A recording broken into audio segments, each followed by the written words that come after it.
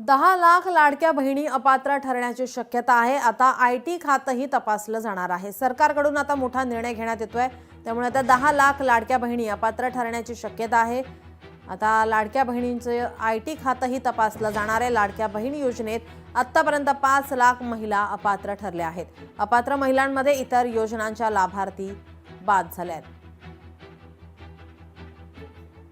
आम्ही त्यावेळेस सांगत होतो, हा इलेक्शनचा जुमला आहे, निवडणुकीसाठी दिलेली लालूच आहे, निवडणुकीसाठी दाखवलेलं प्रलोभन आहे। त्याच वेळेस लाडकी बहीण योजनेत कोण बसतं अशा प्रकारे क्रायटेरिया सरकारने जाहीर केला होता, परंतु तो क्रायटेरिया न पाळता जे जे आलं त्याचा मंजूर केला आणि त्याला पैसे पाठवले गेले, कारण निवडणुकीला मतं पाहिजे होती।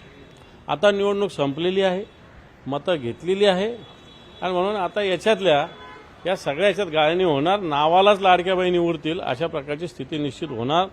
त्यावेळेस लाडके भाऊ, कोणी मुख्यमंत्री लाडका भाऊ योजना म्हणायचं, तर कोणी मुख्यमंत्री नाव काढून लाडका भाऊ, तर कोणी देवा भाऊ, काय नाव निघत होते त्यावेळेस। आता हे भाऊ या सगळ्या बहिणींना मला असं वाटतं अंगठा दाखवतात। आतापर्यंत अपात्र झालेल्या महिला आपण पाहतोय। संजय गांधी निराधार योजनेच्या लाभार्थी महिला 2,30,000 आहेत। वयवर्ष 65 पेक्षा जास्त असलेल्या महिला 1,10,000। कुटुंबातील सदस्यांच्या नावे 4 चाकी गाडी असलेल्या महिला।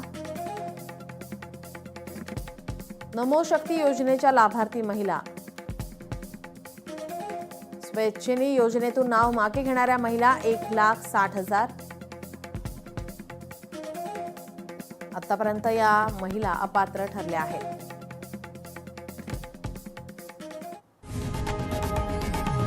लोकशाही मराठी ऐका, पहा, जागरूक रहा।